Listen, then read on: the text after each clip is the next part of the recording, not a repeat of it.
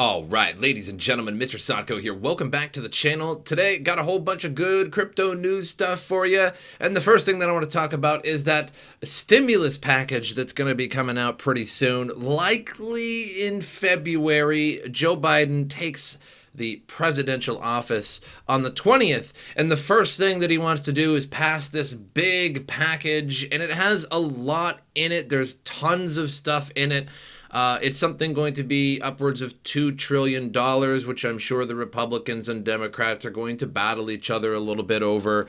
But I would imagine by February, this is going to be passed.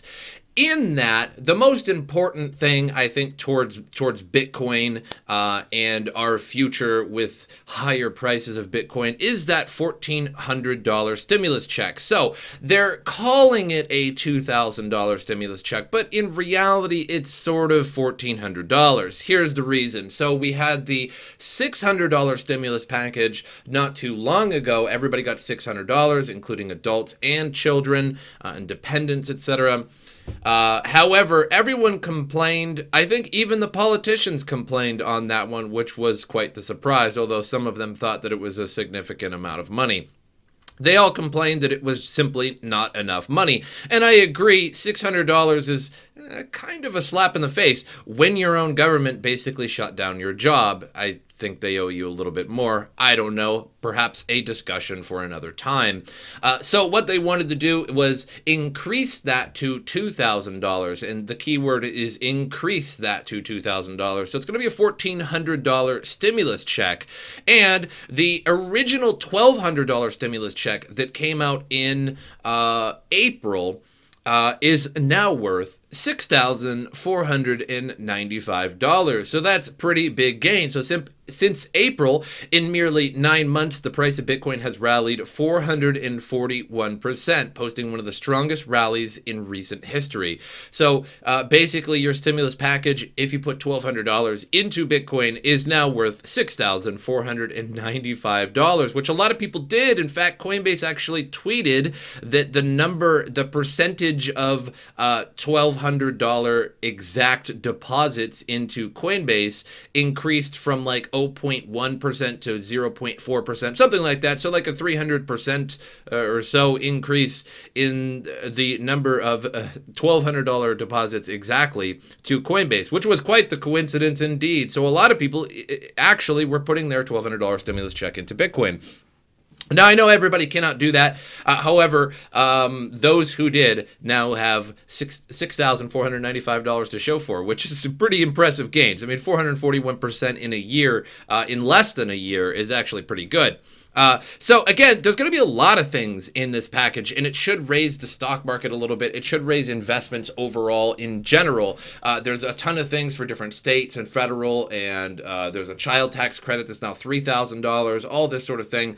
But central banks have been trying to alleviate the pressure from both financial institutions and investors. So as a result, concerns regarding inflation have intensified, leading gold and Bitcoin to appear more attractive to investors. So one of the reasons I suspect that maybe it's not realized just yet, but something like 40% of all of the US dollars ever minted in the history of the United States has been printed in the year 2020 alone. And we all know about that crypto inflation. We know about those crypto projects and those mining projects where the developers pre-mined a ton and the rewards were just absolutely ridiculous, and you knew it was just not sustainable, and you sold, etc. And it was a good time because the coin just inflated so quickly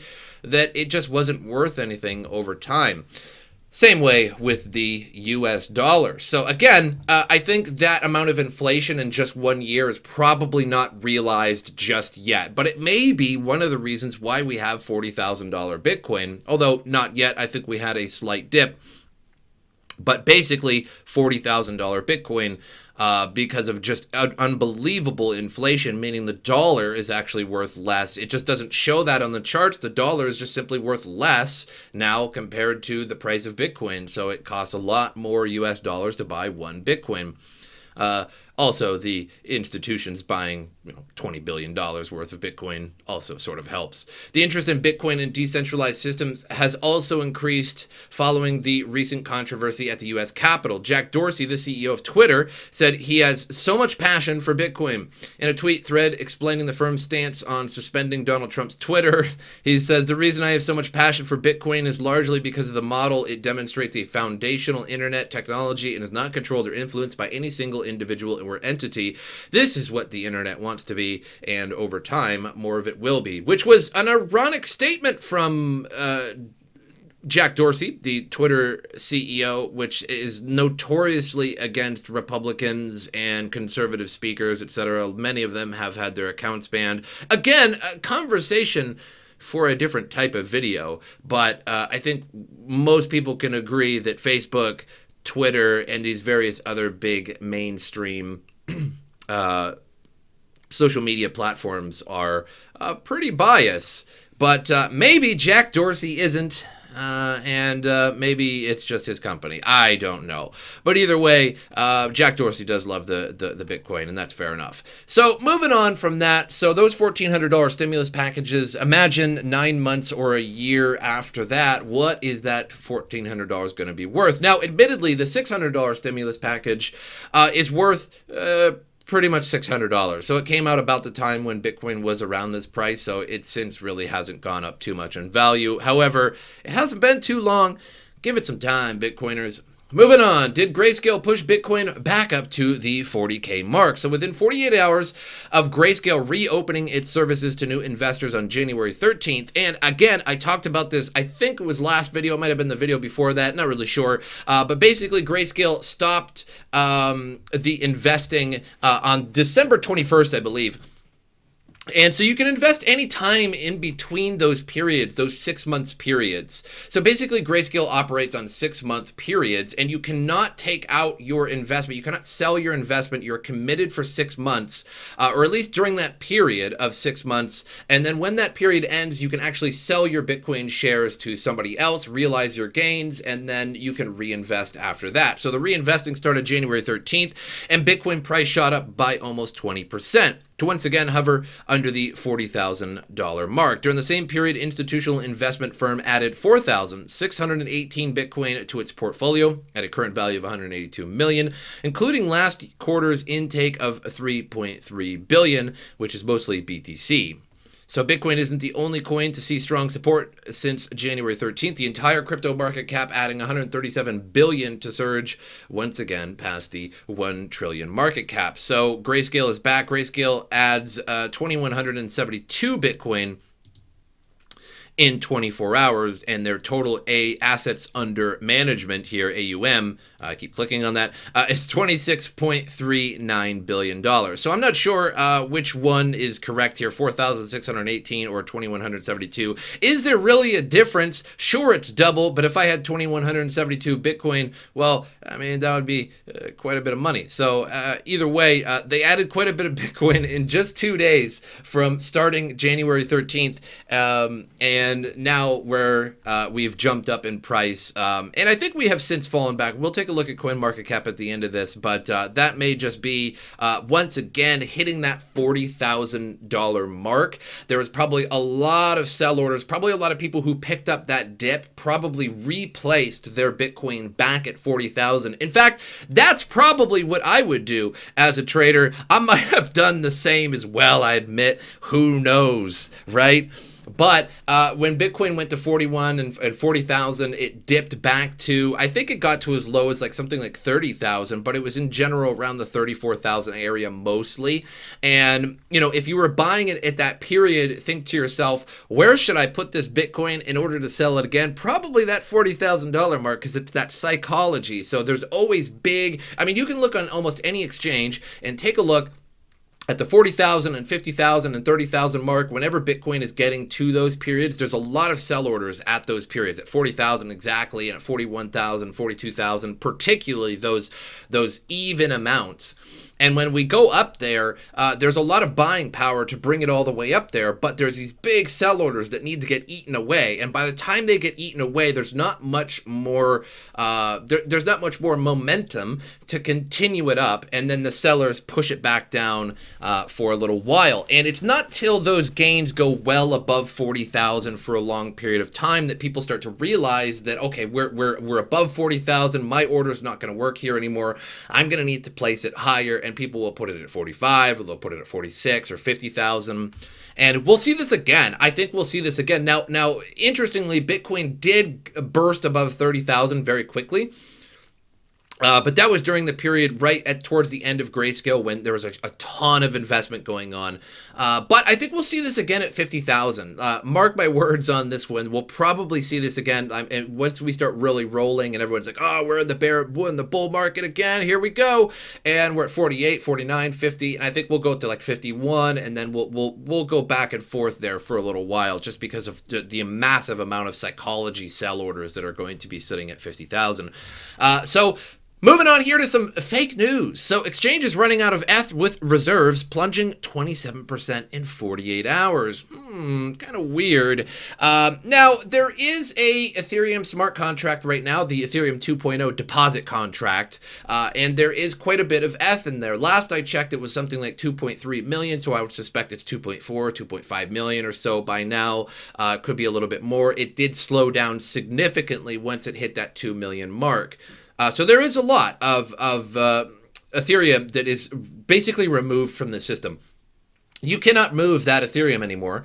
Once you put it in the deposit contract, not until the next phase ends or so. It is something like 18 months will they be locked up in there. I would suspect more like 2 years, just because of the slowness of the Ethereum development.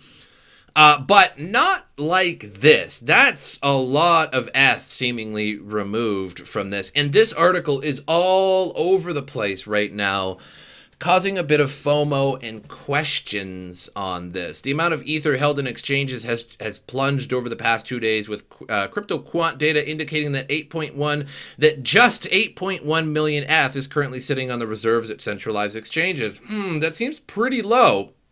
Wow, what great news.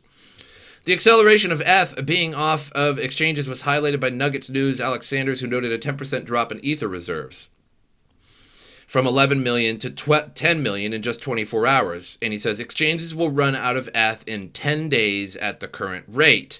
Some people are saying 2 days at the current rate. However, this one says exchanges could be out of ETH within 48 hours. Demand has skyrocketed. Exchanges reserve fell 20% from 10 million to 8 in the last few hours. And it shows this chart here of this bar here shows the chart of Ethereum's price.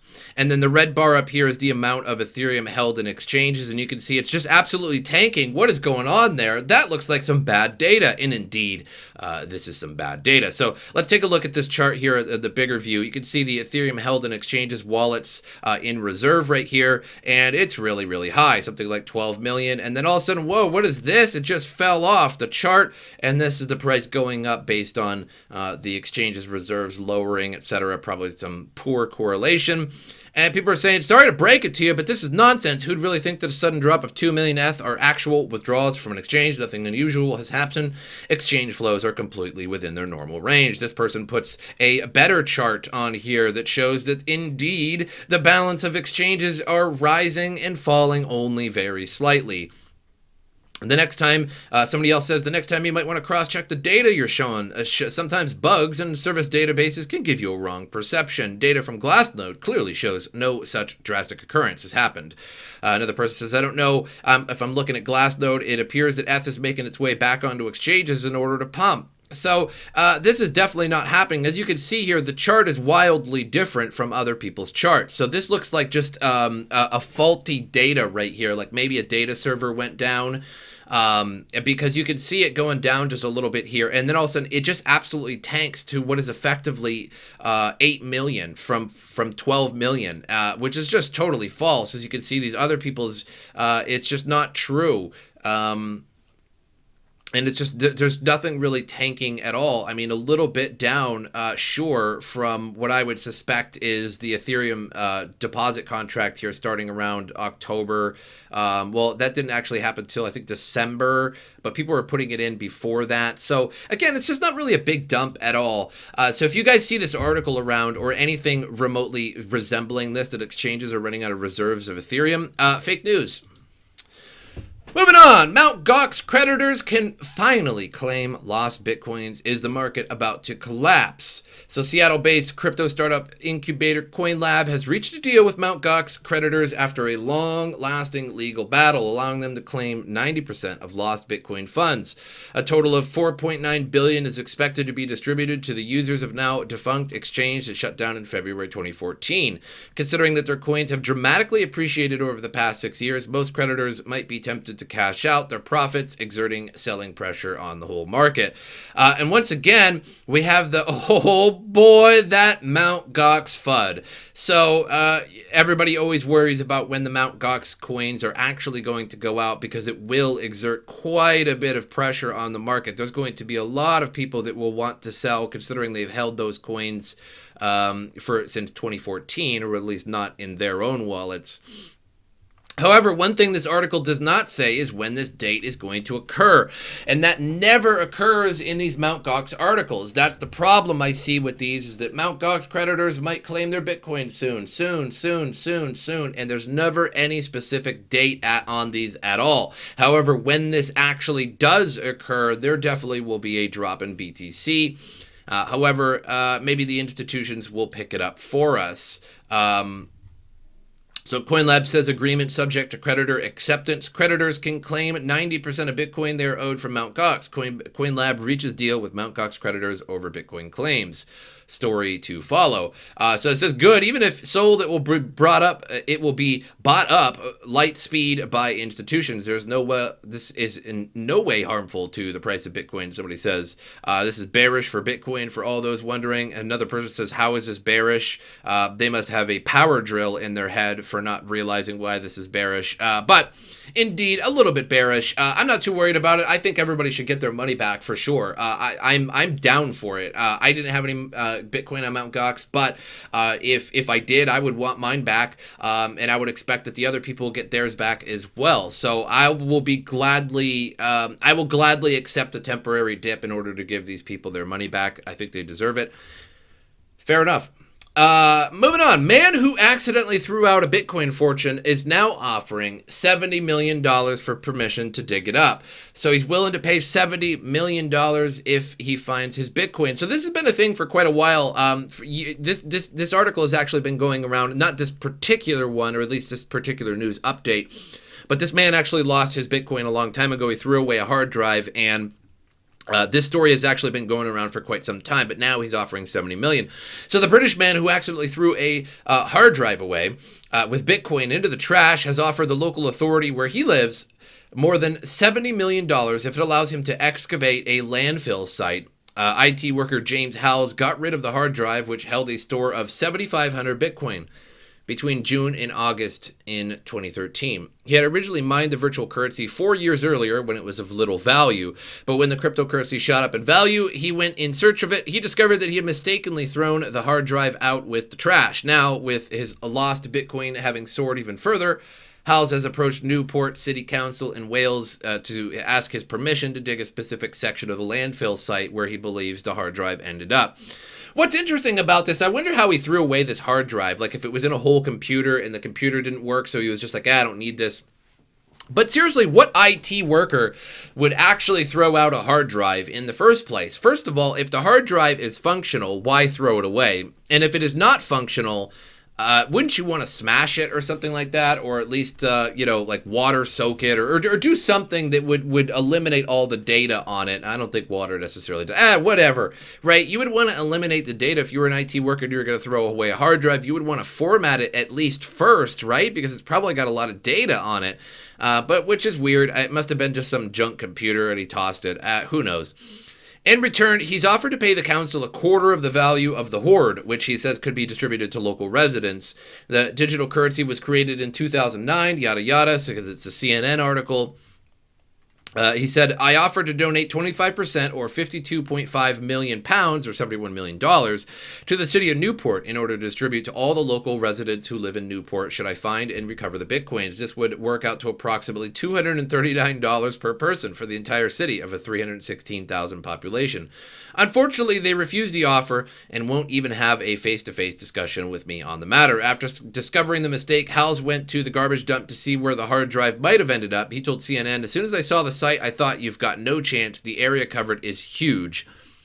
However, he now believes he knows how to retrieve it. The plan would be to dig a specific area of the landfill based on a grid reference system and recover the hard drive whilst adhering to all safety environmental standards. The drive would then be presented to David, a recovery specialist, who can rebuild the hard drive from scratch with new parts and attempt to recover the tiny piece of data that I need in order to access my Bitcoin. The hard drive value is over $273 million, and I'm happy to share a portion of that with the people of Newport should I be given the opportunity to search for it. Approximately 50% would be for investors who put up the capital to fund the project, and I would be left with the remaining 25%.